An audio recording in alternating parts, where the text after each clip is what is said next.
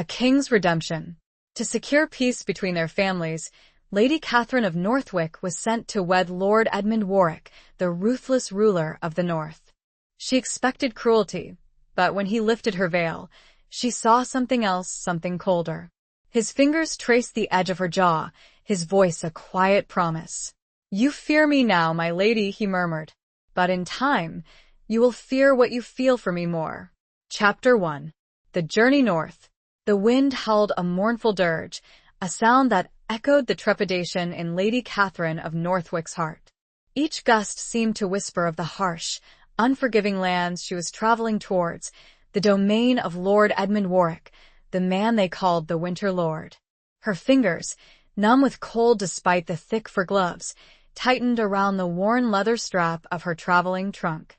Inside, nestled amongst silks and jewels, lay the simpler gowns of her former life, relics of a freedom she was now leaving behind.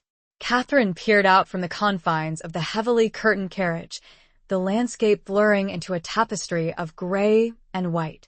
Snow-laden branches of ancient pines clawed at the sky, their needles dusted with a fine, crystalline powder. The air itself seemed to bite, a stark contrast to the milder climes of Northwick, her ancestral home. She had known, of course, that the North was a land of perpetual winter, but the reality of it, the sheer, unrelenting cold, was a shock to her system.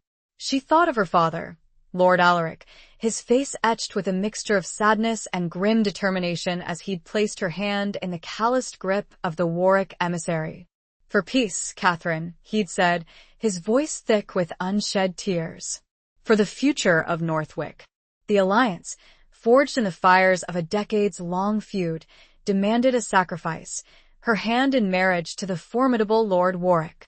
A sacrifice she was prepared to make, yet one that filled her with a chilling dread. The journey had been long and arduous, weeks of travel through increasingly desolate terrain.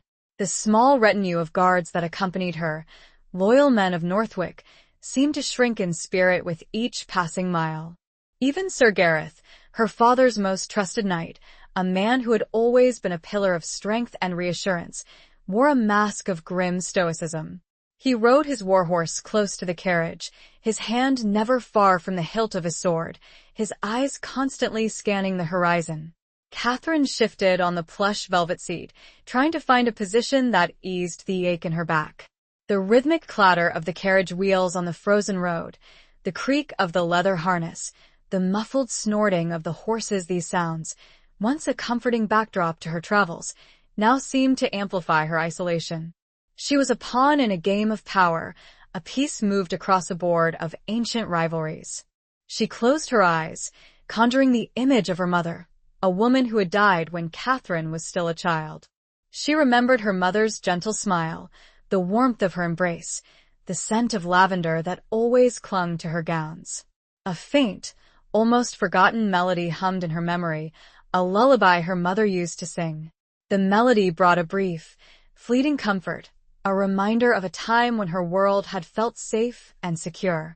Opening her eyes again, Catherine focused on a small, intricately carved wooden box that rested on her lap. It contained a single strand of her mother's hair, a lock of golden thread that was her most treasured possession. She traced the delicate carvings on the box, the familiar texture soothing her frayed nerves. It was a tangible link to her past, a reminder of who she was, before she became Lady Catherine, the bride of the Winter Lord. As dusk began to settle, painting the snow-covered landscape in shades of deep purple and blue, the carriage slowed. Through the gap in the curtains, Catherine saw the imposing silhouette of a fortress rising in the distance. Castle Warwick. Its stone walls, gray and forbidding, seemed to grow out of the very rock upon which it was built. Towers pierced the twilight sky, their battlements dusted with snow, giving them the appearance of ancient, slumbering giants. A shiver ran down Catherine's spine, a premonition of the unknown that awaited her within those walls. This was not the romantic, fairy tale castle of her childhood dreams. This was a fortress built for war, a stronghold against the elements and the enemies that lurked beyond. This was the home of the Winter Lord, a man rumored to be as cold and unyielding as the land he ruled. The carriage lurched to a halt before the massive iron gates of the castle. The silence that followed was almost deafening, broken only by the distant howl of a wolf and the nervous whinny of a horse. Catherine drew a deep breath, steeling herself for what was to come. She was Lady Catherine of Northwick, and she would face her fate with courage and dignity, even if her heart trembled within her breast.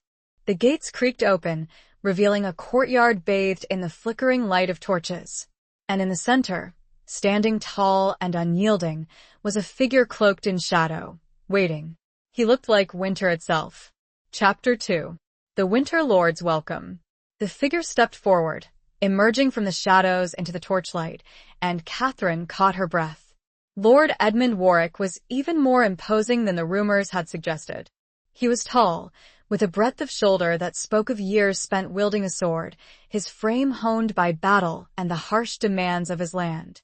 His hair was the color of raven's wings, stark against the pale skin of his face, and his eyes were the gray of a winter storm, cold and piercing, yet holding a depth that hinted at something more, something hidden beneath the surface. He wore no crown, no ostentatious display of power. His clothing was practical, made for warmth and durability. Dark furs draped over a tunic of thick, dark wool, a leather jerkin strapped across his chest, and sturdy boots that reached his knees. A single, heavy sword hung at his side, its hilt worn smooth with use. There was an undeniable power in his simplicity, a quiet authority that demanded respect. Catherine descended from the carriage, her legs stiff from the long journey. Sir Gareth moved to assist her, but Lord Warwick raised a hand, halting him. "Let her be, Sir Knight," he said, his voice a low rumble that seemed to vibrate through the cold night air. "She is my wife now. Her safety, her comfort, are my concern." The words, though spoken without warmth, sent a shiver down Catherine's spine. My wife. The reality of her situation crashed down upon her with renewed force. She was bound to this man, this stranger, by a vow she had not chosen. He approached her, his gaze unwavering. He stopped a mere arm's length away, close enough for her to feel the subtle heat radiating from his body, a stark contrast to the biting wind. He studied her face, his eyes lingering on her features, as if committing them to memory. Catherine met his gaze, refusing to show any sign of the fear that churned within her. She held her head high, her chin lifted in a display of defiance.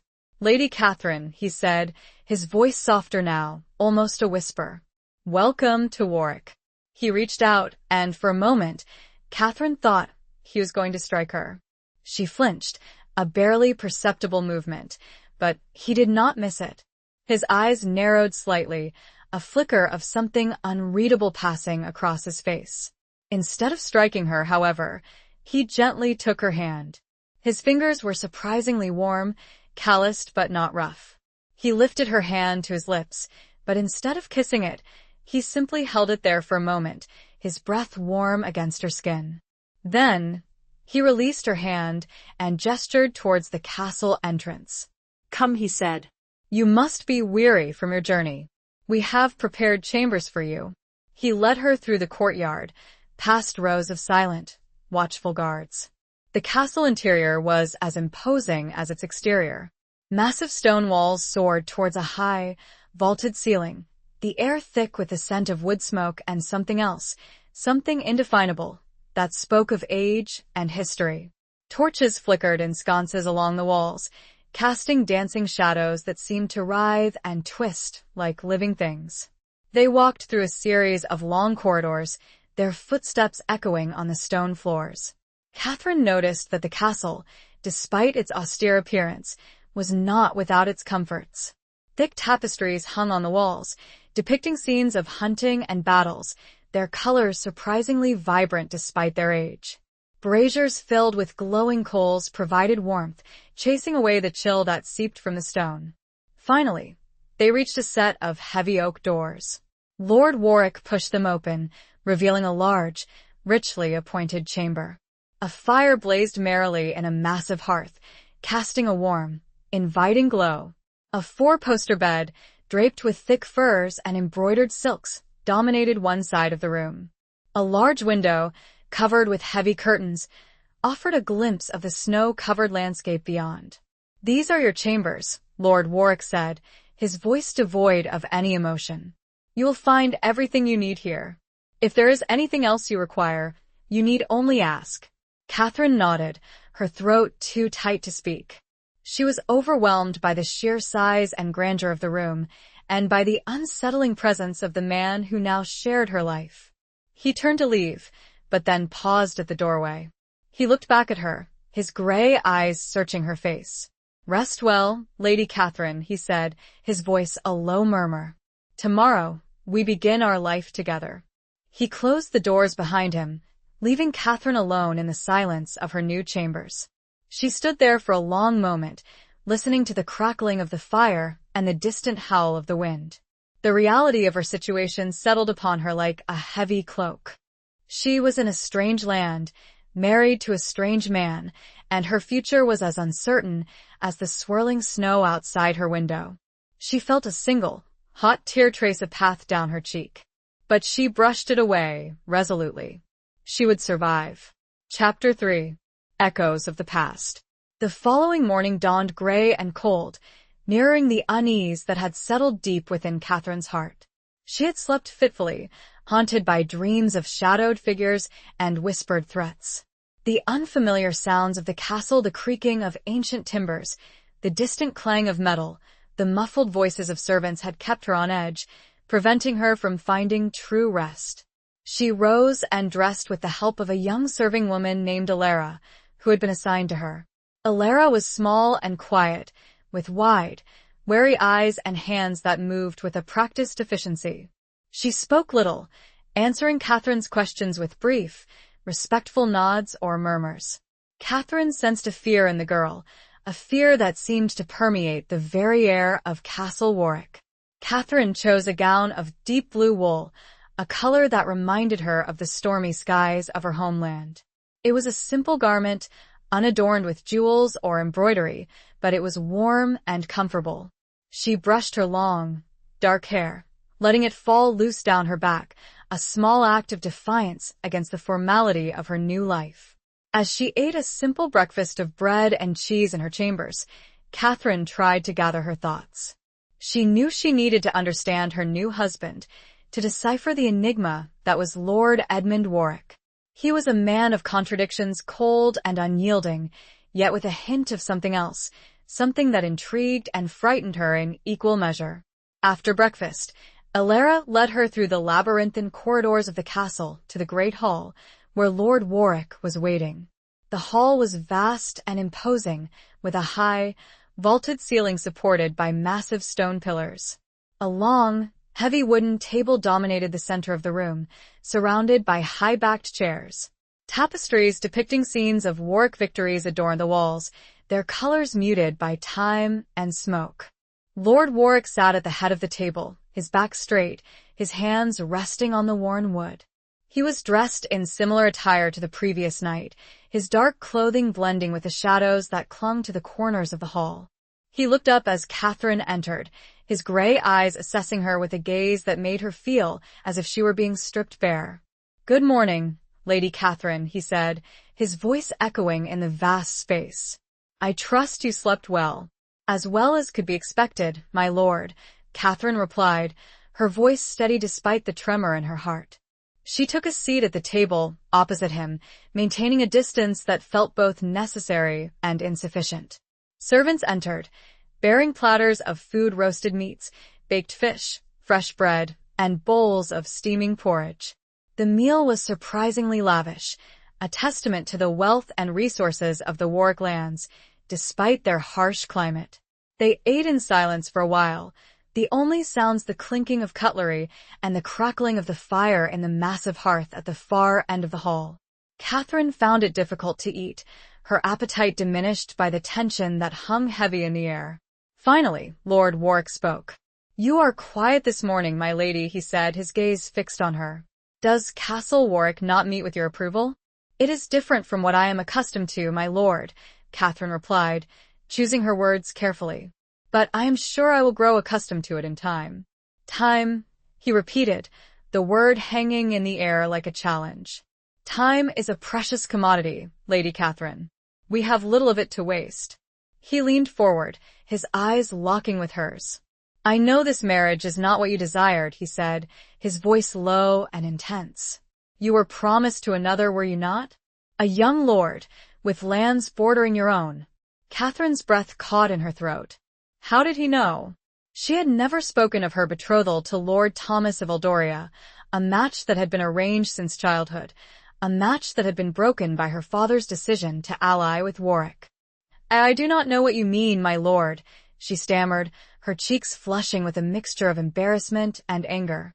He smiled, a cold, humorless expression that did not reach his eyes. Do not play the innocent with me, Lady Catherine, he said. I know everything about you. Your past, your hopes, your fears. I made it my business to know. He paused, allowing the words to hang in the silence, your betrothed. He died in battle. A minor skirmish. A waste. Catherine flinched. While not surprising, the bluntness of his delivery struck her. He continued. You are mine now, Lady Catherine, and I expect your loyalty, your obedience, and your cooperation.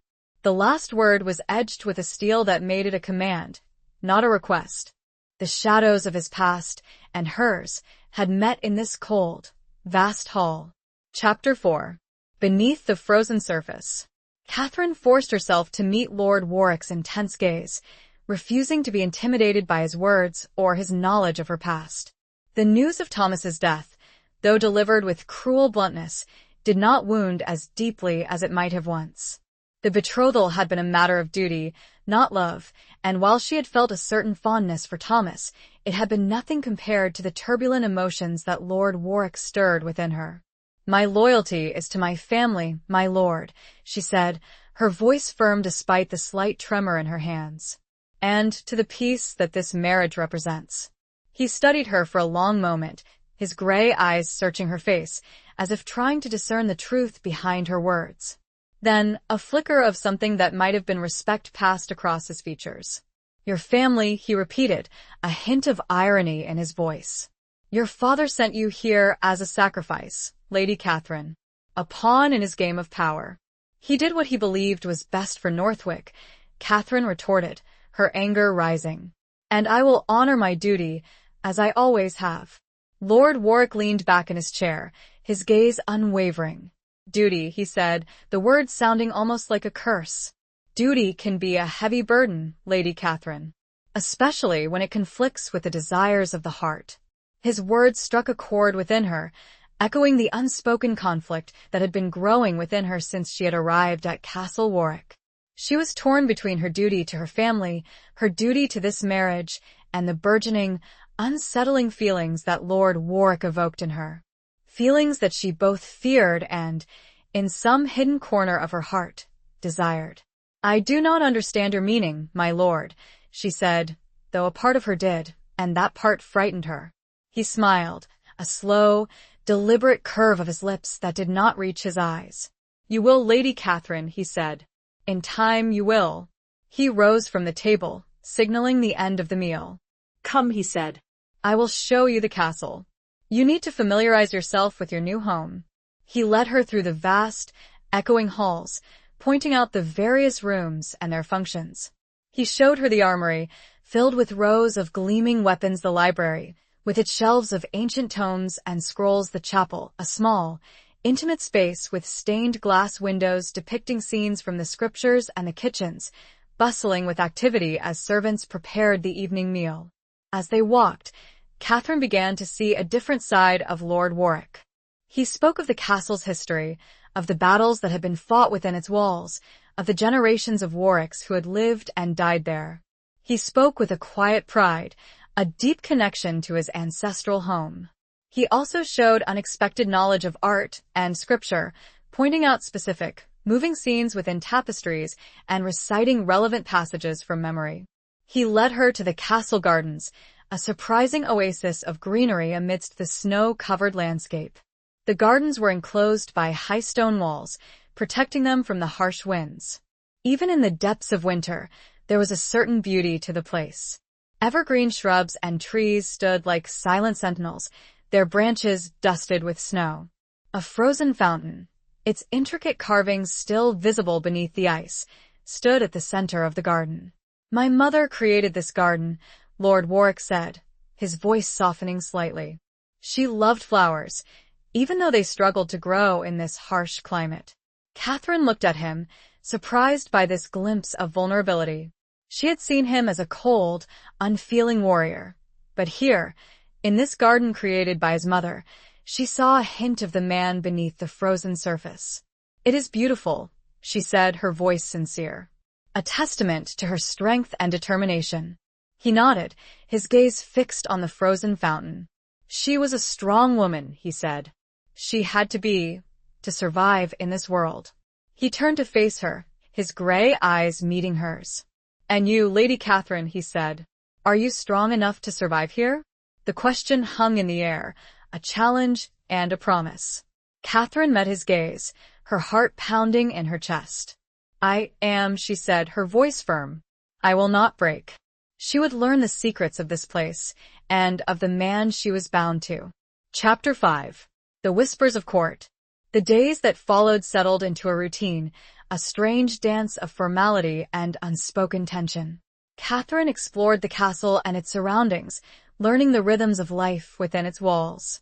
She spent hours in the library, losing herself in the ancient texts and scrolls, seeking solace in the familiar world of words and stories.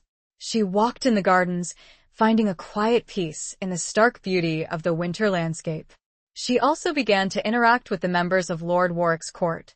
They were a diverse group, a mix of hardened warriors, seasoned advisors, and ambitious nobles, all vying for their lord's favor. They treated Catherine with a cautious respect, their eyes filled with a mixture of curiosity and suspicion. She was an outsider, a stranger from a rival land, and they were wary of her presence. The most prominent figure in the court was Lord Alaric's cousin, Lord Warwick, a man with a sharp tongue and a calculating gaze. He was Lord Warwick's most trusted advisor, and he seemed to resent Catherine's presence, viewing her as a threat to his own influence.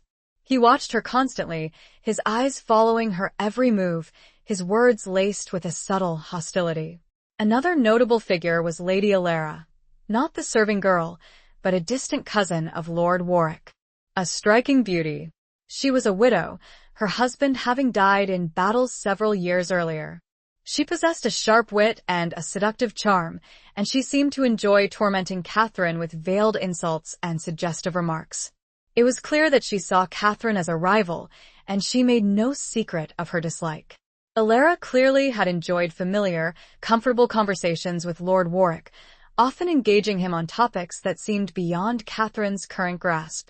Catherine also encountered the castle's chaplain, Father Michael, an old, wise man with kind eyes and a gentle demeanor.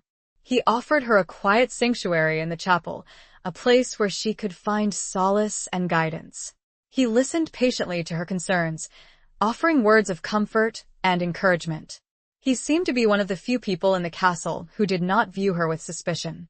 The whispers of the court followed Catherine everywhere. She heard them in the hallways, in the great hall, in the gardens.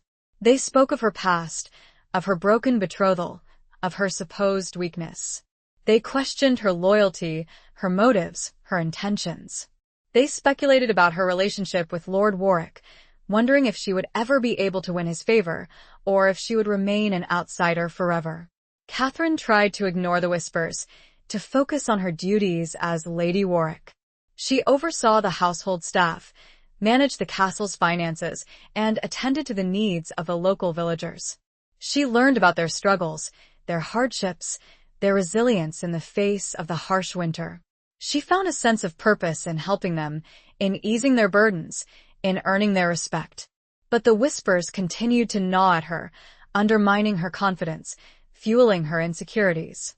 She felt isolated and alone, surrounded by enemies and strangers. She longed for a friend, a confidant, someone she could trust. But there was no one.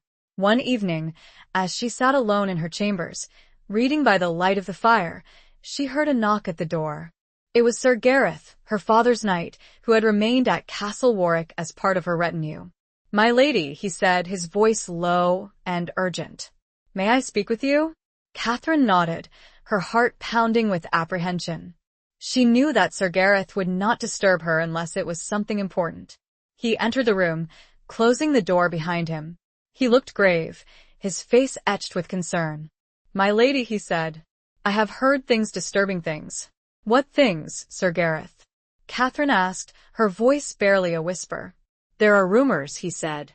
"Whispers of a plot against Lord Warwick." Catherine's blood ran cold. "A plot?" she repeated. "Who is behind it?" Sir Gareth hesitated. "I do not know for certain, my lady," he said. "But some say it is Lord Warwick. They say he seeks to overthrow Lord Warwick and seize power for himself." Catherine's mind raced. Lord Warwick. It made sense. He had always been hostile towards her, and she had sensed his ambition, his hunger for power. "And what does this have to do with me?" Catherine asked, her voice trembling. Sir Gareth looked at her, his eyes filled with a mixture of pity and fear. They say you are involved, my lady," he said. "That you are part of the plot." Catherine gasped, her hand flying to her mouth. "That is a lie," she cried. "I would never betray Lord Warwick." But even as she spoke the words, doubt flickered. Could they truly believe this of her? Chapter 6. A glimmer of warmth. Catherine's denial rang hollow, even to her own ears. The whispers, the suspicions, they had all coalesced into this, an accusation of treason. She paced her chamber, the luxurious furs beneath her feet offering no comfort. Sir Gareth watched her, his weathered face a mask of concern. "I have sworn no oath to betray Lord Warwick," Catherine said, more to herself than to the knight. "I came here for peace, to honor my father's pledge." Her voice trailed off, the weight of her predicament pressing down on her. "My lady," Sir Gareth said, his voice low and earnest, "I believe you. But belief is not enough in these walls. Lord Warwick, he is a hard man, slow to trust. And Lord Warwick has his ear." Catherine stopped pacing and looked at him, her eyes filled with a desperate plea. "What am I to do, Sir Gareth?" "If Lord Warwick believes this, we must find proof," Sir Gareth said, his hand resting on the hilt of his sword. "Proof of your innocence, and proof of Warwick's treachery, if it exists." "But how?" Catherine asked, despair creeping into her voice. "The court is against me. Warwick watches my every move." "We will be discreet," Sir Gareth said, his eyes gleaming with determination. "We will watch, we will listen, we will find the truth." The days that followed were a tense, perilous game of cat and mouse. Catherine and Sir Gareth moved cautiously, observing the court, listening to the whispers, searching for any shred of evidence that could exonerate her and expose Warwick's plot, if it truly existed. Catherine found herself increasingly drawn to Lord Warwick, despite the danger, despite the accusations that hung between them. She observed him, studying his every move, his every expression, trying to decipher the man beneath the cold exterior. She saw the burden of leadership he carried, the weight of responsibility for his people, the loneliness that seemed to cling to him like a shroud. One evening, she found him in the library, standing before a large window, gazing out at the snow-covered landscape. The fire in the hearth cast long, dancing shadows, illuminating his profile, the strong jaw, the high cheekbones, the dark hair that fell across his forehead. He looked vulnerable. Catherine hesitated, then spoke softly. "My lord?" He turned, his gray eyes meeting hers. He did not seem surprised to see her. "Lady Catherine," he said, his voice neutral. She took a deep breath, steeling herself. "I know what they say about me," she said, her voice steady despite the tremor in her heart. The accusations, he remained silent, his gaze unwavering. "They are lies," Catherine continued, her voice rising slightly. "I would never betray you. I may not have chosen this marriage, but I will honor my vows." He studied her for a long moment, his expression unreadable. Then he spoke, his voice low and intense. "Do you expect me to believe you, Lady Catherine? When my own cousin whispers of your treachery, I expect you to look beyond the whispers, Catherine retorted, her anger flaring. To see the truth for yourself. He stepped closer, his presence filling the room. And what is the truth, Lady Catherine? He asked, his voice a soft murmur. Tell me. Catherine met his gaze, her heart pounding in her chest. She saw something in his eyes, something beyond the coldness, something that hinted at a flicker of warmth. Or was it merely a trick of the firelight? The truth, she said, her voice barely a whisper, is that I am not your enemy. He reached out and touched her cheek, his fingers surprisingly gentle. The touch sent a shiver down her spine, a mixture of fear and something else. Something that she could not name. Prove it, he said, his voice a low, husky whisper. His eyes held hers, the gray depths unusually clear, almost warm, reflecting a faint glow from the nearby hearth. The moment held precarious and charged. Chapter 7. The Price of Peace. The word hung between them, a challenge and a plea. Prove it.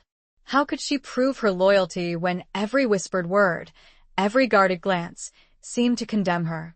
Catherine's mind raced, searching for an answer, a way to break through the wall of suspicion that surrounded Lord Warwick.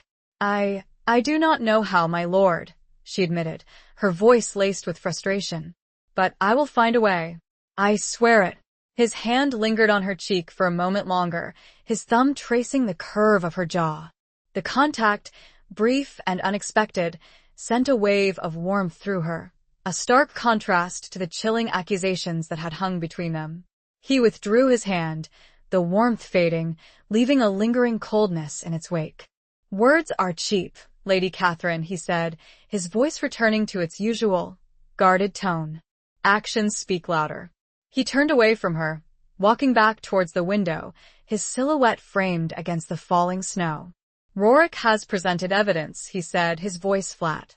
Letters, supposedly written by you, outlining a plan to betray me to your father. Catherine gasped. Letters? That is impossible. I have written no such letters. He turned back to face her, his expression grim. They bear your seal, he said. And the handwriting, it is remarkably similar to your own. Catherine felt a cold dread creeping into her heart.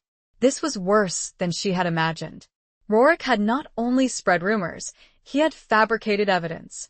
She was trapped, caught in a web of lies that threatened to destroy her. They are forgeries, my lord, she said, her voice pleading.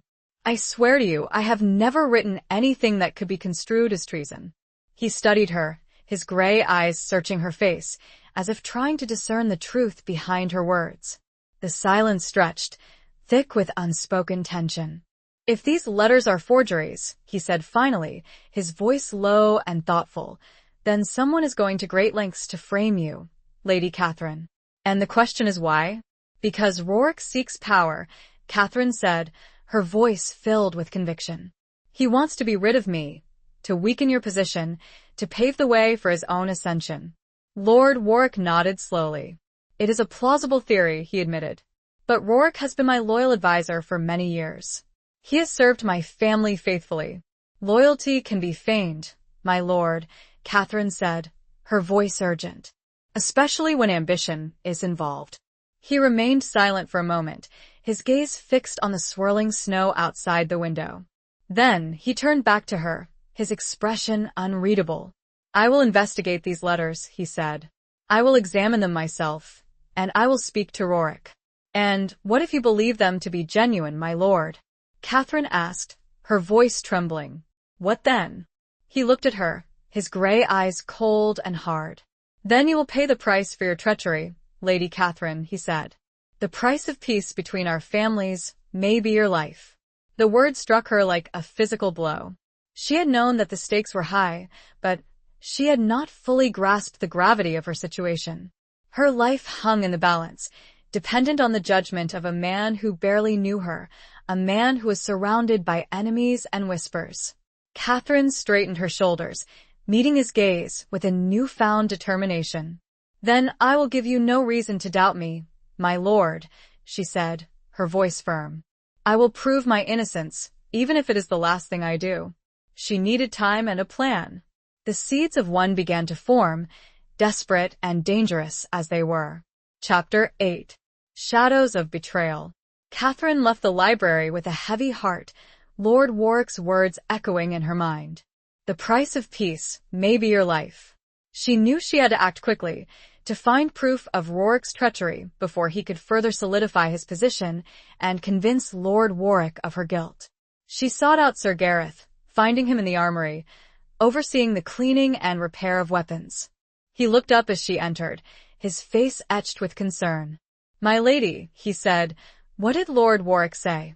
Catherine recounted her conversation with Lord Warwick, the fabricated letters, the threat to her life. Sir Gareth listened intently, his hand resting on the hilt of his sword. "We must find those letters, my lady," he said, his voice grim, "and expose Warwick's lies before it is too late." "But where do we start?" Catherine asked, her voice laced with despair. "Warwick is careful. He will have hidden them well. He keeps a locked chest in his chambers," Sir Gareth said, his eyes gleaming with determination. "I have seen it." "It is said to contain his most valuable possessions and perhaps his secrets." "We cannot simply break into his chambers," Catherine said, her voice hesitant. "That would be too risky." "If we are caught, we will not be caught," Sir Gareth said, his voice firm. "I have a plan." He explained his plan, a daring and dangerous scheme that involved creating a diversion, distracting Warwick and his guards, and gaining access to his chambers while he was away. Catherine listened, her heart pounding in her chest. It was a risky plan, but it was their only hope. They waited until nightfall, when the castle was quiet and most of its inhabitants were asleep. Catherine, dressed in a dark cloak, met Sir Gareth in a deserted corridor near Warwick's chambers. The air was thick with tension, the silence broken only by the distant howl of the wind. Sir Gareth had arranged for a small fire to be started in the stables, a minor incident that would draw Warwick and his guards away from their posts. As the alarm was raised, and the sounds of shouting and running feet echoed through the castle, Catherine and Sir Gareth slipped into Warwick's chambers. The room was dimly lit by a single candle, casting long, dancing shadows on the walls. The locked chest sat in a corner, its heavy iron bands gleaming in the candlelight. Sir Gareth quickly set to work, using his skills as a seasoned warrior to pick the lock. The minutes stretched into an eternity, the silence punctuated by the faint clicks of the lock mechanism. Finally, with a soft groan, the chest opened. Catherine held her breath, her heart pounding in her chest. Inside, nestled amongst jewels and gold coins, were several scrolls and letters. Sir Gareth carefully examined them, his face grim. "These are the letters, my lady," he said, his voice low and urgent.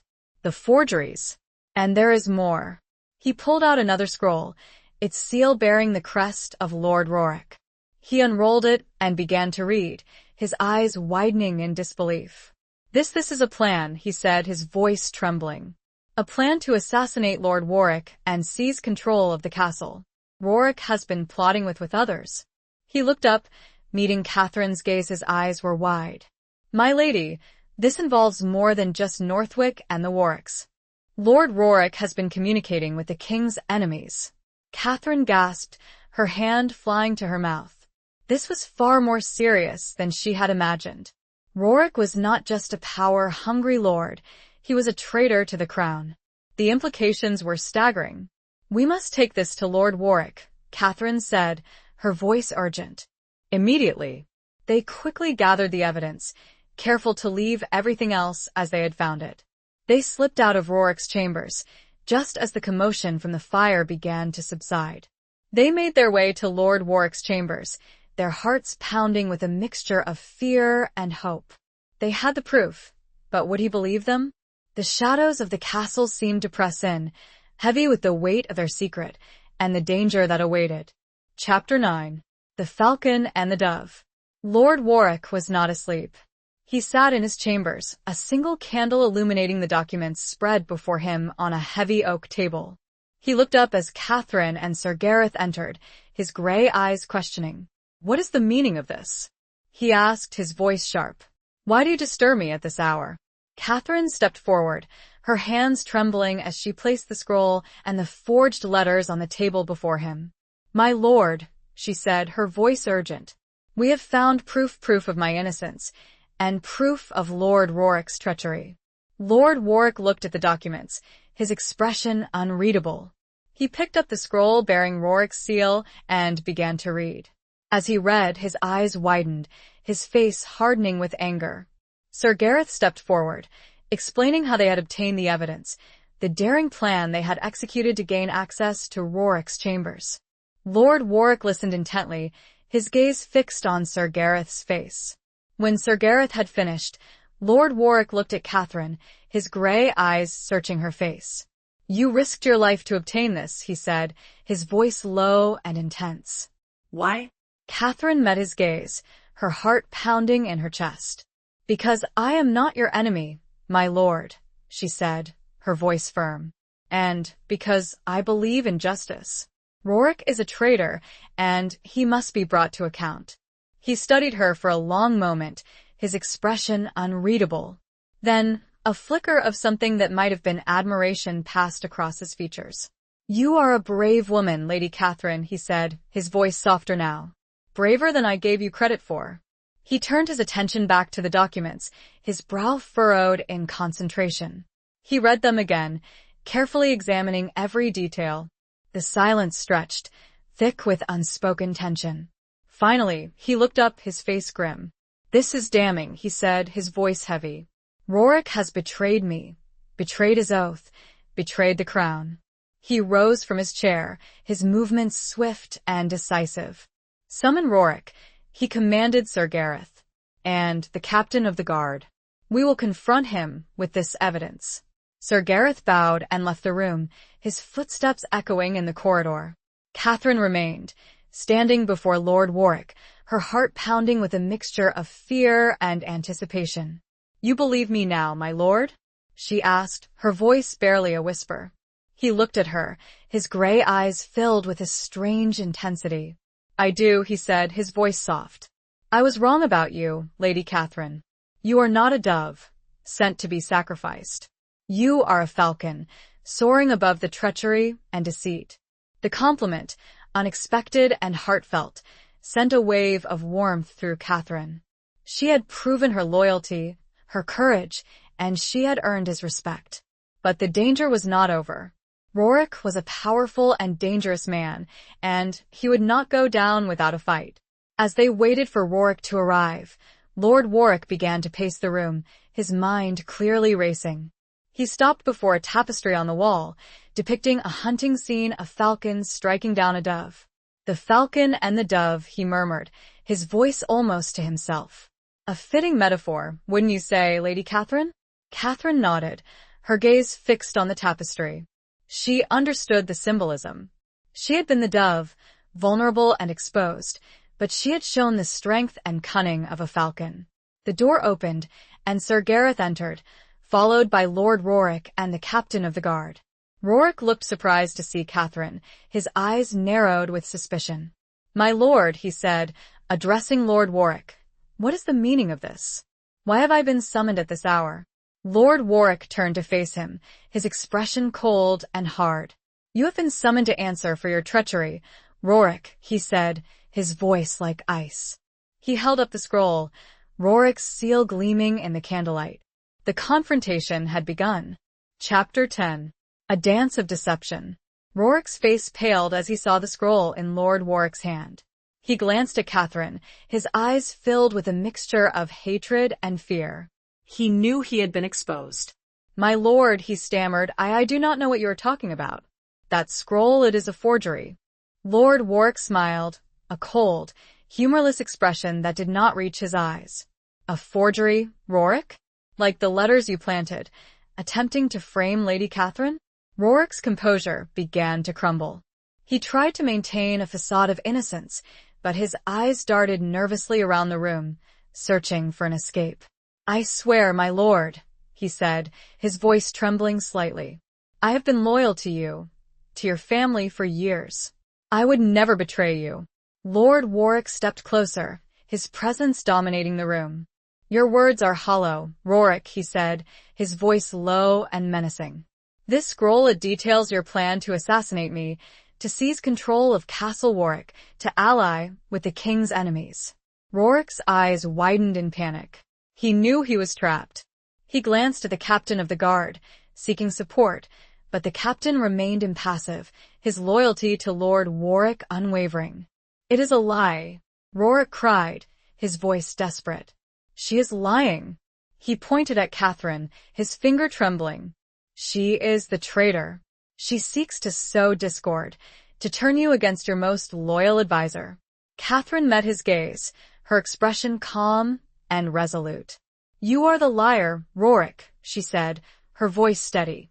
And your lies have been exposed. Lord Warwick held up the forged letters, the ones Rorik had planted to frame Catherine. These letters, he said, his voice like ice, they bear your mark, Rorik. A small detail, a flaw in the forgery, that only I would recognize. A secret mark we used in our youth, when we played at being spies. Rorik's face went ashen. He had forgotten about the secret mark, a small, almost invisible symbol that they had used in their childhood games. It was a detail that only he and Lord Warwick knew. He was caught, his own past betraying him. He fell to his knees, his bravado gone, replaced by a desperate plea for mercy. My lord, he begged, forgive me. I was blinded by ambition. I acted foolishly. Lord Warwick looked down at him, his expression devoid of pity. Foolishness is a luxury we cannot afford, Rorik, he said, his voice cold and hard. Treachery is a crime that demands the ultimate punishment. He turned to the captain of the guard. Take him away, he commanded. Imprison him. He will be tried for treason. The captain of the guard and his men seized Rorik, dragging him from the room. His cries of protest echoed in the corridor, then faded into silence. Lord Warwick turned to Catherine, his gray eyes filled with a mixture of gratitude and something else. Something warmer, something that made her heart beat faster. You have saved my life, Lady Catherine, he said, his voice soft. And you have saved Castle Warwick. I owe you a debt I can never repay. Catherine met his gaze, her heart swelling with a mixture of relief and a burgeoning, unexpected emotion. She had proven her loyalty, her courage, and she had earned his trust. There is no debt, my lord, she said, her voice barely a whisper. I did what was right. He stepped closer, his presence filling the room. He reached out and gently cupped her face in his hands, his thumbs tracing the curve of her cheekbones. The touch sent a shiver down her spine, a mixture of fear and desire. You are more than just a lady, Catherine, he said, his voice a low, husky whisper. You are a warrior, a protector, a light in the darkness. His eyes held hers, the gray depths filled with an intensity that took her breath away. The distance between them seemed to shrink, the air charged with an unspoken tension. He leaned closer, his breath warm against her skin. And the dance of deception gave way to a far more dangerous dance. Chapter 11. The Unveiling of Secrets. The moment stretched, suspended between them like a held breath. Catherine's heart hammered against her ribs, a frantic rhythm echoing the turmoil of emotions within her. Lord Warwick's eyes, usually so cold and guarded, now burned with an intensity that both frightened and captivated her. The scent of leather and wood smoke, so intrinsically linked to him, filled her senses, blurring the edges of her resolve. He lowered his head, his lips hovering just above hers, a whisper away. Catherine's breath caught in her throat. She should pull away, should remind him of their positions, of the vows that bound them, of the dangers that still lurked. But she found herself unable to move, paralyzed by a potent mixture of fear and a burgeoning desire that had taken root deep within her heart. Just as their lips were about to meet, a sharp rap at the door shattered the spell. Lord Warwick straightened abruptly, his hands falling away from Catherine's face. The warmth in his eyes vanished, replaced by the familiar mask of cold control. Enter, he commanded, his voice regaining its usual, authoritative tone. The captain of the guard entered, his face grim. My lord, he said. Rorik, he is dead. Lord Warwick's expression did not change, but Catherine saw a flicker of surprise, perhaps even a hint of regret, in his eyes. How? Lord Warwick asked, his voice sharp. He took his own life, my lord, the captain replied. He used a hidden dagger, one we missed during the search. Catherine gasped, her hand flying to her mouth. Warwick's death, though a consequence of his own treachery, was a shock. It was a brutal end to a life consumed by ambition and betrayal. Lord Warwick nodded slowly. See to the arrangements, he said, his voice devoid of emotion, and ensure that the castle remains secure. The captain of the guard bowed and left the room, leaving Catherine and Lord Warwick alone once more. The unspoken tension returned, but it was different now, tinged with the shadow of death and the lingering memory of the almost kiss. He chose his own fate, Lord Warwick said, his voice flat. He could not face the consequences of his actions. Catherine nodded, her throat tight with unshed tears. She felt a strange mixture of pity and relief. Warwick's death had removed a threat, but it had also left a void, a reminder of the fragility of life and the darkness that lurked within the human heart. Lord Warwick turned to her, his gray eyes searching her face. Are you all right, Lady Catherine? He asked, his voice softer now. I am shaken, my lord, she admitted. But I will be fine. He stepped closer, his presence comforting despite the circumstances. You have shown remarkable strength tonight, Catherine, he said. You have faced danger and betrayal with courage and grace. He reached out and took her hand, his fingers interlacing with hers. The touch sent a jolt of warmth through her, a warmth that chased away the chill of the night. I want to know more about you, my lord, Catherine said. He studied her for long moments before responding, quietly. My mother, as you know, loved the gardens. She tried to foster beauty in a place known for harshness. My father, he taught me to rule. To be strong. To never show weakness. He paused, looking away for an instant. I had a brother. Older. He was meant for all this. He gestured around at the stone walls. He was killed. Ambushed on a diplomatic mission. It was unexpected. I was not prepared. He turned back to Catherine, his eyes revealing a depth of pain that had been hidden beneath layers of stoicism. He continued, I never speak of it. It is a weakness to dwell on what is lost. He held her hand tighter. You, my lady, remind me that strength can also come with compassion. The unveiling of his past, brief as it was, had changed the air between them once more. Chapter 12. The Weight of a Crown. Lord Warwick's confession, though brief and guarded, had opened a window into his soul.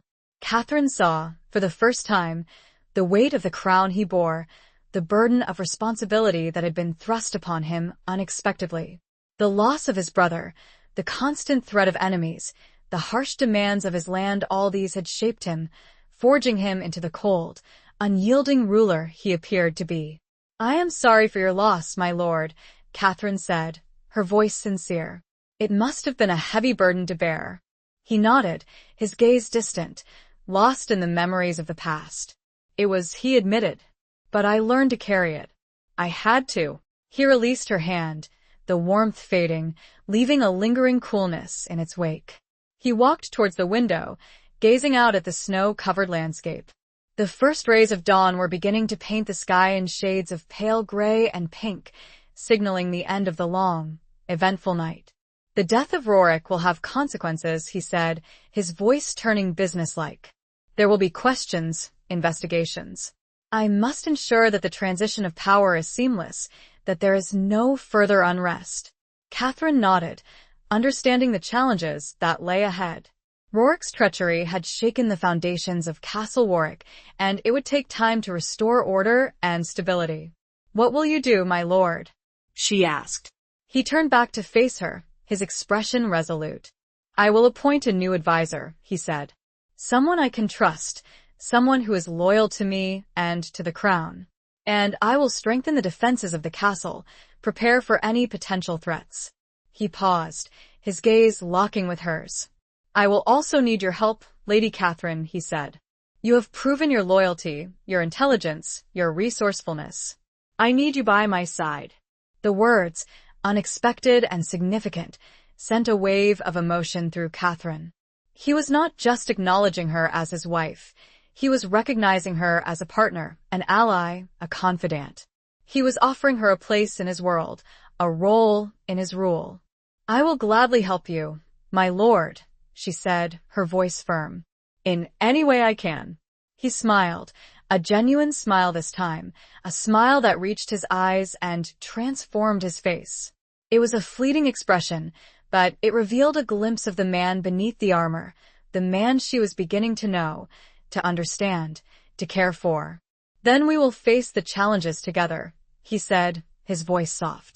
"As husband and wife. As Lord and Lady of Warwick." The days that followed were filled with activity. Lord Warwick, true to his word, appointed a new advisor, Sir Gareth, a man whose loyalty and integrity were beyond question.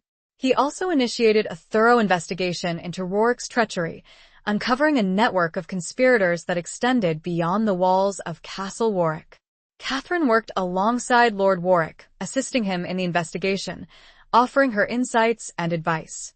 She proved to be a valuable asset, her intelligence and her understanding of human nature proving invaluable in unraveling the complex web of deceit. She also began to take on a more prominent role in the running of the castle, overseeing the household staff, managing the finances, and attending to the needs of the local villagers. She earned the respect of the servants and the people, her compassion and her fairness winning their loyalty. As she worked with Lord Warwick, Catherine saw a different side of him. She saw his dedication to his people, his commitment to justice, his unwavering resolve to protect his land. She also saw his vulnerability, his loneliness, his hidden pain. The bond between them deepened, forged in the crucible of shared challenges and mutual respect. The unspoken tension remained, but it was different now, tinged with a growing affection, a burgeoning desire that neither of them could deny. The weight of the crown, though heavy, seemed lighter when shared. Chapter 13. A Test of Loyalty. The relative calm that had settled over Castle Warwick after Warwick's death was shattered by the arrival of a royal messenger. He bore a sealed letter from the king, summoning Lord Warwick to the capital to answer for the disturbances in the north. The letter was worded vaguely, but the underlying threat was clear. The king suspected Lord Warwick's involvement in Warwick's treasonous plot. Lord Warwick read the letter with a grim expression, his jaw clenched tight. He knew this was a test of his loyalty to the crown. He also knew that his enemies at court, those who had long envied his power and influence, would be eager to use this opportunity to bring him down. "They seek to trap me," he said, his voice low and intense. "To accuse me of treason, to seize my lands and my title." Catherine, who had been present when the messenger arrived, felt a surge of fear. She knew the dangers that Lord Warwick faced. The king's court was a viper's nest of intrigue and betrayal, and Lord Warwick had many enemies there. "What will you do, my lord?" she asked, her voice trembling. He looked at her, his gray eyes filled with a steely determination. "I will go to the capital," he said. "I will face my accusers. I will prove my loyalty." "But it is dangerous, my lord," Catherine protested. "They may not give you a fair hearing. They may already have decided your fate." He smiled, a cold, humorless expression. "I am not afraid of them, Lady Catherine," he said. "I have faced worse dangers on the battlefield." "But this is different," Catherine argued. "This is a battle of wits, of intrigue, of deception. You are a warrior, my lord, not a politician." He reached out and took her hand, his fingers surprisingly gentle. "And you, Lady Catherine," he said, his voice soft, "you are both. You have the cunning of a politician and the heart of a warrior. You will accompany me." Catherine's breath caught in her throat. She had not expected this. She was both honored and terrified by his request. She knew that accompanying him to the capital would be dangerous, that she would be entering a world of treachery and deceit. But she also knew that she could not refuse him. He needed her, and she realized with a jolt she needed him. "I will go with you, my lord," she said, her voice firm. "I will stand by your side." He squeezed her hand, his eyes filled with a warmth that sent a shiver down her spine. "Thank you, Catherine," he said. "I know I can rely on you." They began preparations for their journey, gathering supplies, selecting a small retinue of trusted guards, and preparing for the challenges that lay ahead. Catherine knew that this journey would be a test, not only of Lord Warwick's loyalty, but also of their relationship. It would be a trial by fire, a crucible in which their bond would either be strengthened or shattered. As they prepared to leave, Catherine found herself thinking of her father, of the alliance that had brought her to Castle Warwick. She wondered if he would support her, if he would stand by Lord Warwick, or if he would betray them to save his own skin. The thought filled her with a deep unease. She sought out Father Michael, the castle chaplain, seeking his counsel. She confided in him, telling him of her fears, her doubts, her growing feelings for Lord Warwick. Father Michael listened patiently, his kind eyes filled with wisdom. "Love and loyalty are often tested, my child," he said. "But they are also the strongest forces in the world. Trust in your heart, Catherine. Trust in the bond you share with Lord Warwick. And trust in God's will." His words gave her comfort, strengthening her resolve. She would face the dangers ahead with courage and grace, trusting in her own strength and in the love that was beginning to blossom between her and the Winter Lord. The test had begun, and the stakes were higher than ever. Chapter 14. The Heart's Rebellion. The journey to the capital was long and arduous, the winter weather making travel slow and difficult. Catherine and Lord Warwick rode side by side, their conversations ranging from the practicalities of their defense to more personal, guarded exchanges. The closer they got to the court, the more palpable the tension became. Catherine found herself observing Lord Warwick, studying his reactions, his silences, his subtle gestures. She saw the strain he was under, the weight of the accusations that hung over him. But she also saw his strength, his determination, his unwavering resolve to clear his name. One evening, as they camped beneath a star-studded sky, the cold air biting at their exposed skin, Lord Warwick spoke of his fears, not for himself, but for his people. "If I am condemned," he said, his voice low and rough, "Warwick will be vulnerable. My enemies will descend like wolves, tearing apart everything I have built." Catherine reached out and placed her hand over his, her touch a silent offering of comfort and support.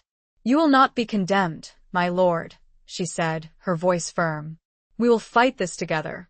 We will prove your innocence." He turned his hand, his fingers interlacing with hers. "You give me strength, Catherine," he said, his voice barely a whisper. "More than you know." The warmth of his hand, the intensity of his gaze, sent a wave of emotion through Catherine. She realized, with a startling clarity, that her feelings for Lord Warwick had deepened, evolving from a grudging respect to a profound and undeniable love. It was a love born of shared adversity, of mutual respect, of a growing understanding of the complex man beneath the cold exterior. It was also a forbidden love, a love that defied the expectations of their society, the political machinations that had brought them together. She was his wife in name, a pawn in a game of power, but she yearned to be more, to be his partner, his equal, his beloved. Catherine knew she had to be cautious. She could not openly declare her feelings, not yet. The court was a dangerous place, filled with spies and informers, and any sign of weakness could be used against them. But within the confines of her own heart, the rebellion had begun. As they neared the capital, Catherine began to formulate a plan. She knew that Lord Warwick's enemies would be relying on lies and fabricated evidence, just as Warwick had done. She needed to find a way to counter their accusations, to expose their treachery, to turn the tables on them. She spent hours studying the documents Lord Warwick had brought with him, the records of his dealings with the crown, the evidence of his loyalty. She searched for any inconsistencies, any weaknesses in their case, any clues that could lead her to the truth. She also sought out allies, discreetly contacting those who might be sympathetic to Lord Warwick's cause, those who resented the power and influence of his enemies. It was a dangerous game, but she was determined to play it, to protect the man she loved. The night before they were due to arrive at the capital, Catherine found Lord Warwick standing alone on a small rise overlooking the city. The lights of the capital twinkled in the distance, a deceptive display of beauty that masked the darkness and danger that lurked within. She approached him, her footsteps silent on the frozen ground. He turned, his face illuminated by the moonlight. He looked weary but also resolute. "Tomorrow we face our accusers," he said, his voice flat. Catherine nodded, her heart pounding in her chest. "And we will prevail, my lord," she said, her voice filled with a newfound confidence. "We will fight for your honor, for your life, for our future." He looked at her, his gray eyes filled with an intensity that took her breath away. He reached out and cupped her face in his hands, his thumbs tracing the curve of her cheekbones. "Our future," he repeated, his voice a low, husky whisper. The words, spoken with such weight, such longing, revealed the depth of his own feelings, his own unspoken desires. The heart's rebellion, it seemed, was not hers alone. Chapter 15. Flames in the Snow. The moment hung suspended between them, charged with unspoken emotions. Lord Warwick's eyes, usually so guarded, now burned with a fierce intensity, reflecting the flickering moonlight and the burgeoning fire within his own heart. Catherine's breath caught in her throat, her body trembling with a mixture of fear and a longing that had become undeniable. He lowered his head, his lips brushing against hers, a feather-light touch that sent a jolt of electricity through her veins. It was a tentative kiss, a question asked without words, a plea for connection in a world of treachery and deceit. Catherine responded, her lips parting slightly under his, her body melting into his embrace. The kiss deepened, becoming a passionate expression of the love that had blossomed between them, a love forged in adversity, nurtured in silence, and now revealed in the heart of danger. The cold night air, the distant lights of the capital, the looming threat of their enemies all faded into insignificance. There was only the warmth of their embrace, the taste of their kiss, the undeniable truth of their connection. Finally, they broke apart, breathless and trembling, their eyes locked in a gaze that spoke volumes. The world had shifted, the boundaries between them blurred, the rules of the game rewritten. "Catherine," Lord Warwick whispered, his voice rough with emotion. He hesitated, searching for the right words, the words that would express the depth of his feelings, the transformation that had taken place within his heart. He had come to the north expecting a cold, arranged marriage, a political alliance. He had found, instead, a woman who challenged him, inspired him, and loved him. "I love you," Catherine said, her voice clear and strong, defying the fear, the uncertainty, the dangers that lay ahead. She had spoken the words she had held back for so long, the words that had become the truth of her heart. Lord Warwick's eyes widened slightly, a flicker of surprise, then a surge of joy, washing over his features. He pulled her close, his arms wrapping around her in a fierce embrace. "And I love you, Catherine," he said, his voice thick with emotion. "More than I ever thought possible." The declaration, spoken under the vast, starlit sky, was a vow, a promise, a commitment that transcended the political machinations of the court, the accusations of their enemies, the uncertainties of their future. They stood there for a long moment, lost in their embrace, finding solace and strength in each other's arms. The world outside, with its dangers and intrigues, seemed distant and unreal. But the reality of their situation soon returned. They knew they could not linger, that they had to prepare for the challenges that awaited them in the capital. "We must be careful, Catherine," Lord Warwick said, his voice regaining its usual, guarded tone. "Our enemies will be watching us, looking for any sign of weakness." "I know, my lord," Catherine replied. "But we will not be weak. We will face them together, armed with our love and our determination." They returned to their camp, their hearts filled with a newfound hope and a fierce determination. They had declared their love, a love that would be tested in the fires of the court, a love that would either be their salvation or their downfall. As they prepared for the final leg of their journey, Catherine knew that she would fight for Lord Warwick, not just as his wife, not just as his ally, but as the woman who loved him with all her heart. She would use her intelligence, her cunning, her courage to protect him, to expose his enemies, to secure their future. The flames of their love had been ignited in the snow, a beacon of hope in the darkness, a symbol of their defiance against the forces that sought to destroy them. And those flames, Catherine vowed, would not be extinguished. They arrived at the capital the following day, ready for the battle that awaited. Chapter 16. The Serpent's Kiss. The capital was a whirlwind of activity, a stark contrast to the quiet solitude of Castle Warwick. The streets were crowded with merchants, nobles, soldiers, and commoners, all jostling for space and attention. The air was thick with the smells of wood smoke, spices, and unwashed bodies, a cacophony of scents that assaulted Catherine's senses. Lord Warwick and Catherine were escorted to a fortified manor house within the city walls, a residence provided for visiting nobles. It was a grand building, but it felt more like a prison than a home. Guards patrolled the perimeter, their eyes watchful, their expressions wary. They were immediately summoned to the royal court to appear before the king and his council. Catherine knew that this was a carefully orchestrated display of power, designed to intimidate them, to make them feel vulnerable and isolated. As they entered the great hall of the palace, Catherine felt a wave of apprehension. The hall was vast and imposing, with a high, vaulted ceiling supported by massive stone pillars. Tapestries depicting scenes of royal victories adorned the walls, their colors vibrant and intimidating. The king sat on a raised dais at the far end of the hall, surrounded by his advisors and courtiers. He was a middle-aged man, with a stern face and cold, calculating eyes. He exuded an aura of power and authority, a ruler accustomed to unquestioning obedience. Lord Warwick and Catherine were led before the king, forced to kneel before him in a display of submission.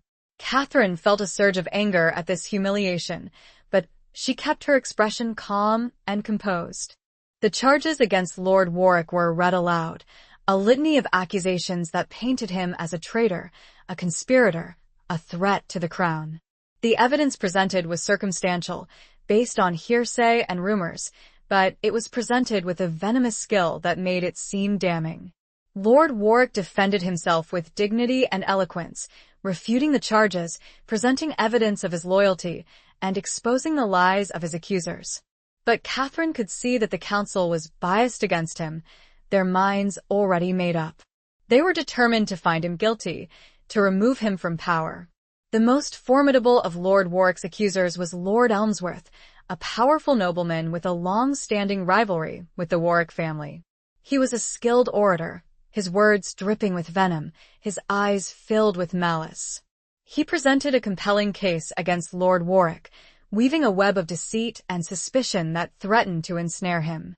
Catherine knew that she had to act, to counter Elmsworth's lies, to expose his treachery. She had discovered, during her investigations, that Elmsworth had been secretly communicating with the king's enemies, plotting to overthrow the crown and seize power for himself. He was using Lord Warwick as a scapegoat, diverting attention from his own treasonous activities. She waited for the opportune moment, carefully observing the proceedings, studying the faces of the council members, searching for any sign of doubt, any flicker of uncertainty. Finally, as Elmsworth was concluding his summation, Catherine rose to her feet, her voice clear and strong, echoing through the silent hall. "My lords," she said, "I have evidence that proves Lord Warwick's innocence, and evidence that exposes the true traitor in this court." A murmur of surprise rippled through the hall. The king looked at her with a mixture of curiosity and annoyance. Elmsworth's face turned pale, his eyes narrowed with suspicion. "Who are you to interrupt these proceedings?" the king demanded, his voice sharp. "I am Lady Catherine of Northwick," she replied, her voice steady, wife of Lord Warwick, and a loyal subject of the crown. She stepped forward, presenting the documents she had gathered, the evidence of Elmsworth's treachery. She spoke with passion and conviction, her words ringing with truth, exposing Elmsworth's lies, revealing his plot to overthrow the king. The hall was stunned into silence. The council members, initially so hostile to Lord Warwick, now looked at Elmsworth with suspicion and disbelief. The king's expression shifted from annoyance to concern. Elmsworth tried to deny the accusations, but his voice was weak, his composure shattered. He was caught, his own treachery exposed. The king ordered an investigation, and within hours, Elmsworth's guilt was confirmed. He was arrested, his lands and titles seized, his life forfeit. Lord Warwick was exonerated, his loyalty to the crown vindicated. He had been saved by Catherine's courage, her intelligence, her unwavering love. But as Catherine watched Elmsworth being dragged away, a cold hand of dread clutched at her. In playing her hand, she'd exposed far more than one corrupt lord, and now, forces far greater than Elmsworth were alerted to her interference. A serpent had been kissed awake, and it now turned its venomous gaze upon her. Chapter 17. A Knight's Sacrifice. The immediate threat had been neutralized, but Catherine's actions had stirred a hornet's nest. The king, though outwardly grateful for Lord Warwick's exoneration and the exposure of Elmsworth's plot, was also deeply suspicious. He was a man who valued control above all else, and Catherine's intervention, though beneficial, had demonstrated a power that lay outside his grasp. Lord Warwick, acutely aware of the shifting political landscape, urged caution. "You have made enemies, Catherine," he said, his voice laced with concern. "Powerful enemies. We must tread carefully." Catherine knew he was right. She had disrupted the delicate balance of power at court, and those who benefited from that balance would not forgive her easily. She had also inadvertently revealed her own skills, her intelligence, her ability to manipulate events, qualities that made her a threat to those who preferred to operate in the shadows. They remained in the capital for several weeks, attending to the king's business, navigating the treacherous currents of courtly intrigue. Catherine found herself constantly on guard, watching for any sign of danger, any hint of betrayal. She felt isolated and vulnerable, surrounded by enemies she could not identify. One evening, as they were returning to their manor house after a tense meeting with the king's council, they were ambushed. A group of armed men, their faces hidden by masks, attacked their small retinue of guards. The attack was swift and brutal, clearly intended to kill, not to capture. Lord Warwick drew his sword, fighting with the skill and ferocity of a seasoned warrior. Catherine, though unarmed, stayed close to him, using her wits to evade the attackers, shouting warnings, and trying to create a distraction. Sir Gareth, ever loyal, fought valiantly to protect them, his sword a blur of motion. He took down several attackers, but he was outnumbered, surrounded by enemies. As one of the attackers lunged towards Catherine, his sword raised to strike, Sir Gareth intervened, placing himself between Catherine and the blade. The sword pierced his armor, finding its mark. He cried out, a gasp of pain, and fell to the ground. Catherine screamed, rushing to his side. She knelt beside him, cradling his head in her lap, tears streaming down her face. "Sir Gareth," she cried. "No." "Please, no." He looked at her, his face pale, his breathing labored. "My lady," he whispered, his voice weak. I swore to protect you," he coughed, a bloody froth appearing on his lips. His eyes, filled with a mixture of pain and peace, closed. He was gone. Lord Warwick, having dispatched the remaining attackers, knelt beside Catherine, his face grim. He placed a hand on her shoulder, his touch offering a silent comfort. "He died protecting you, Catherine," he said, his voice heavy with grief. "He was a brave and loyal knight." Catherine wept, her heart shattered by the loss of her friend, her protector, her father's most trusted knight. She had brought him to this dangerous place, and he had paid the ultimate price for her actions. The guilt weighed heavily on her. They returned to their manor house, carrying Sir Gareth's body. The atmosphere was somber, filled with grief, and a growing sense of dread. They had survived the attack, but they had lost a valuable ally, and they were now more vulnerable than ever. Catherine knew that Sir Gareth's sacrifice was a warning, a message from their enemies. They were not safe, not in the capital, not anywhere. They had to leave, to return to the safety of Castle Warwick, to regroup and prepare for the next attack. But even as she considered returning north, she knew their problems weren't just in the capital. The serpent had many heads. Chapter 18. The Scars of War. The journey back to Castle Warwick was fraught with tension. The joy of their victory in the capital was overshadowed by the grief of Sir Gareth's death and the looming threat of their unseen enemies. Catherine felt a heavy weight of responsibility, knowing that her actions had put them all in danger. Lord Warwick, though outwardly stoic, was deeply affected by Sir Gareth's loss. He had lost a trusted friend and a loyal knight, a man who had served his family for many years. He also felt a growing concern for Catherine's safety, knowing that she was the primary target of their enemies. As they neared Castle Warwick, the familiar landscape of snow-covered hills and ancient forests offered a sense of solace, a promise of safety and refuge. But Catherine knew that even within the walls of their stronghold, they were not truly safe. The serpent's reach was long, and its venom potent. Upon their return, they were greeted with a mixture of relief and apprehension. The news of Sir Gareth's death had preceded them, casting a pall over the castle. The servants and guards, though loyal to Lord Warwick, were also fearful, aware of the dangers that lurked beyond the walls. Catherine found herself haunted by nightmares, reliving the attack in the capital, seeing Sir Gareth's face, hearing his dying words. She felt a profound sense of guilt, blaming herself for his death. Lord Warwick, sensing her distress, tried to comfort her. "You cannot blame yourself, Catherine," he said, his voice gentle. "Sir Gareth died protecting you, as he swore to do.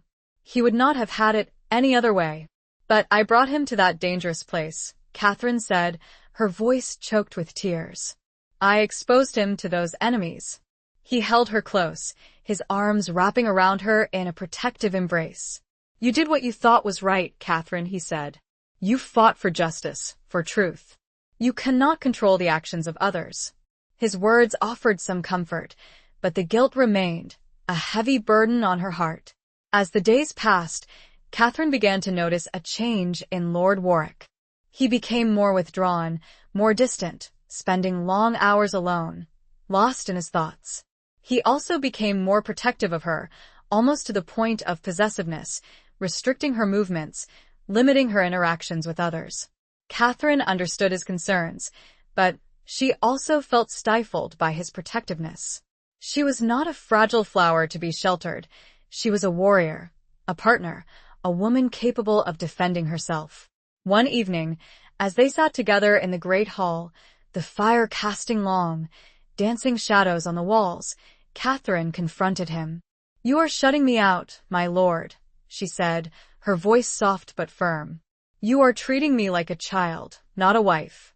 He looked at her, his gray eyes filled with a mixture of pain and fear. "I am trying to protect you, Catherine," he said. "I cannot lose you." "I am not afraid, my lord," Catherine replied. "I will not hide in the shadows. I will stand by your side, as I always have." He reached out and took her hand, his fingers interlacing with hers. "I know you are not afraid, Catherine," he said. "But I am. I am afraid of losing you, of failing to protect you."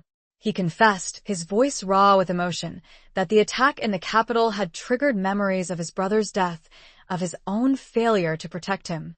He was haunted by the past, by the scars of war, by the fear of losing those he loved. Catherine listened, her heart aching for him. She understood his pain, his vulnerability, his hidden fears. She held his hand tighter, offering him her silent support, her unwavering love. "We will face this together, my lord," she said, her voice filled with determination. "We will not let fear control us. We will fight for our future, for our love, for our lives." Her words, spoken with such conviction, seemed to break through his defenses. He looked at her, his gray eyes filled with a renewed hope, a flicker of the fire that had once burned so brightly. The scars of war remained, but they were beginning to heal, replaced by the promise of a love that could withstand any storm. Chapter 19. The Dawn of Reckoning. Catherine's words, her unwavering support, had a profound effect on Lord Warwick. He began to emerge from the shadows of his past, regaining his confidence, his strength, his resolve. He realized that he could not protect Catherine by sheltering her, that he had to trust her, to allow her to be his partner, his equal, in facing the challenges that lay ahead.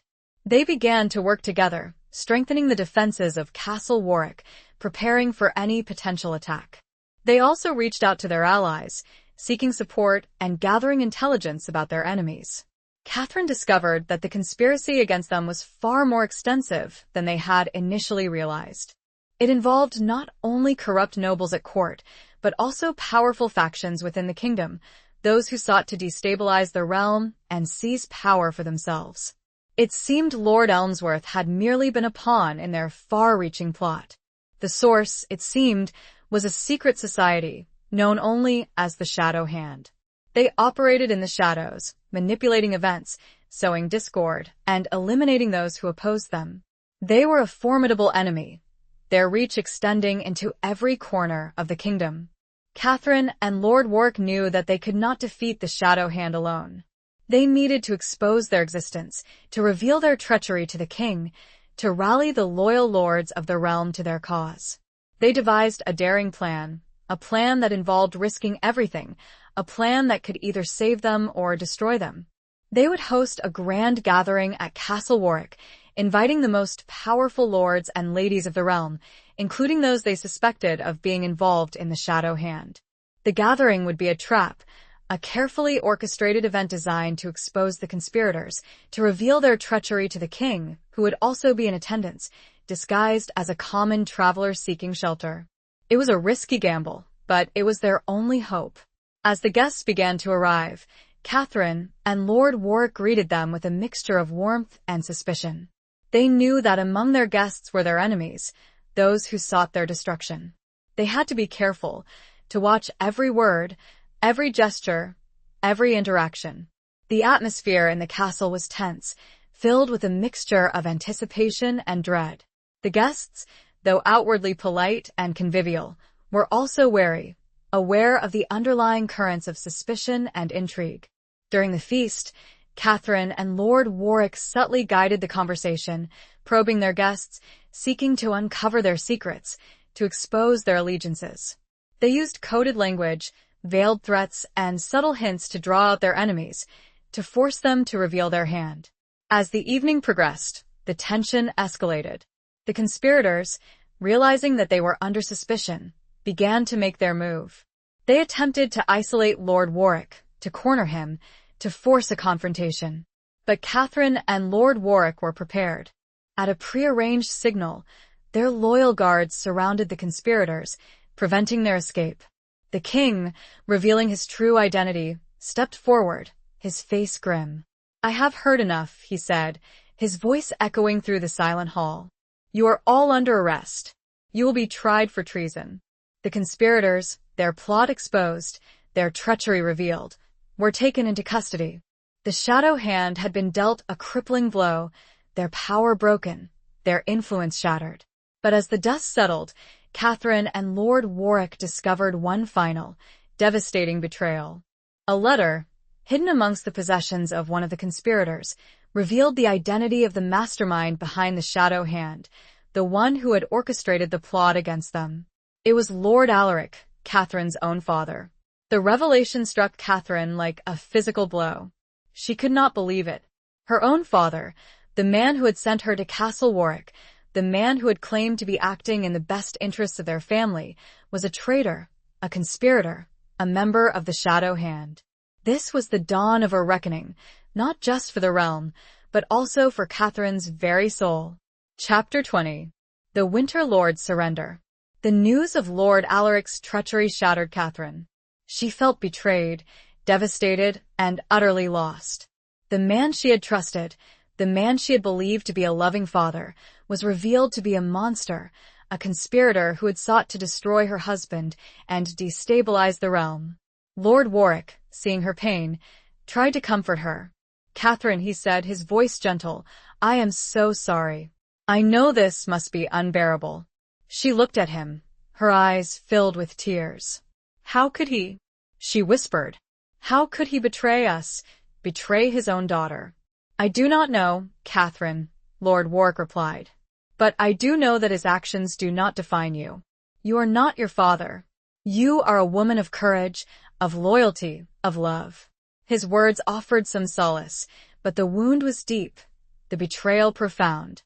Catherine felt as if her world had been turned upside down, her sense of identity shattered. The king, though grateful for Lord Warwick and Catherine's role in exposing the shadow hand, was also faced with a difficult decision. Lord Alaric was a powerful nobleman, and his treachery could not be ignored. He ordered Lord Warwick to lead an army to Northwick to arrest Lord Alaric and bring him to justice.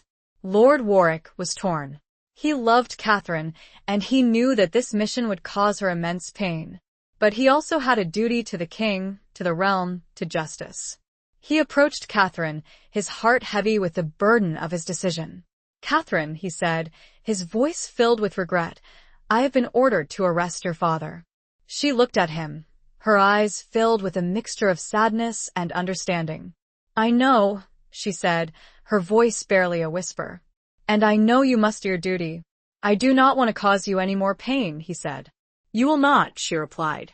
"My father has chosen his path. He must face the consequences of his actions." She paused, then spoke with a newfound determination. "I will go with you," she said. "I will face him. I will see justice done." He looked at her, his gray eyes filled with admiration and love. "You are a remarkable woman, Catherine," he said. "Stronger than anyone I know." They rode to Northwick together, leading an army of loyal soldiers. The journey was somber, filled with a sense of foreboding. Catherine felt a mixture of dread and a strange sense of relief. She was going home, but she was also going to confront the man who had betrayed her, the man who had shattered her illusions. When they arrived at Northwick, they found the castle in chaos. Lord Alaric, having learned of the failed plot and the approaching army, had attempted to flee, but he had been captured by his own men, those who had remained loyal to the crown. He was brought before Lord Warwick and Catherine, his face haggard, his eyes filled with defeat. He looked at Catherine, a flicker of shame, perhaps even remorse, crossing his features. "Catherine," he said, his voice weak. "You have nothing to say to me." Catherine interrupted, her voice cold and hard. "You have betrayed your family, your people, your kingdom. You deserve whatever punishment the king decrees." Lord Alaric was taken into custody, to be transported to the capital to face trial. Catherine watched him go, her heart aching, but her resolve firm.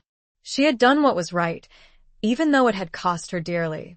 As the sun began to set, casting a golden glow over the snow-covered landscape, Catherine and Lord Warwick stood together on the battlements of Northwick Castle. They had faced betrayal, danger, and heartbreak, but they had emerged stronger, their love deepened, their bond unbreakable. Lord Warwick took Catherine's hand, his fingers interlacing with hers. "We have a long road ahead of us, Catherine," he said, "but we will face it together, as husband and wife, as Lord and Lady of Warwick and Northwick." He had surrendered, not to defeat, but to love. Catherine leaned into his embrace, finding solace and strength in his arms. "Together," she repeated, her voice filled with hope and love. The winter had been harsh, but the spring was coming, bringing with it the promise of new beginnings, of a future filled with love, loyalty, and peace. The Winter Lord had found his heart, and in doing so, had secured his kingdom and his future. Epilogue. The years that followed were a testament to the strength of their love and the wisdom of their rule. Catherine and Lord Warwick, together, brought peace and prosperity to both Warwick and Northwick. The scars of the past remained, a reminder of the trials they had overcome, but they served only to strengthen their bond, to deepen their commitment to each other and to their people. Lord Alaric was tried for treason and, despite Catherine's testimony regarding his motivations, the depth of his betrayal could not be overlooked. He was stripped of his titles and lands and sentenced to a life of exile in a remote monastery, a fate he accepted with a quiet resignation. Catherine never saw him again, but she eventually found a measure of peace, understanding that his actions, though unforgivable, were born of a flawed ambition, not a lack of love for her. Catherine and Lord Warwick ruled justly and wisely, earning the respect and loyalty of their people. They fostered trade, encouraged the arts, and established a system of justice that was fair and equitable. They also rebuilt the shattered trust between the North and the rest of the kingdom, forging alliances that ensured lasting peace. They had children, a son and 2 daughters, who inherited their parents' strength, intelligence, and compassion. The children grew up in a world of love and security, a world that their parents had fought hard to create. Catherine often walked in the gardens of Castle Warwick, the gardens that Lord Warwick's mother had created, the gardens that had become a symbol of hope and resilience. She remembered the harsh winter of her arrival, the fear and uncertainty that had filled her heart. She remembered the cold, unyielding man she had married, the man who had seemed as distant and unforgiving as the land he ruled.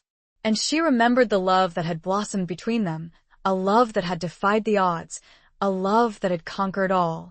She remembered the sacrifices they had made, the dangers they had faced, the triumphs they had shared. As she grew older, Catherine's hair turned silver, her face lined with the passage of time, but her eyes still held the spark of the fiery spirit that had captured the Winter Lord's heart. She remained his advisor, his confidant, his beloved wife. Lord Warwick, his raven hair now streaked with gray, his body bearing the scars of battle, remained a formidable figure, but his heart had softened, his cold exterior melted by Catherine's love.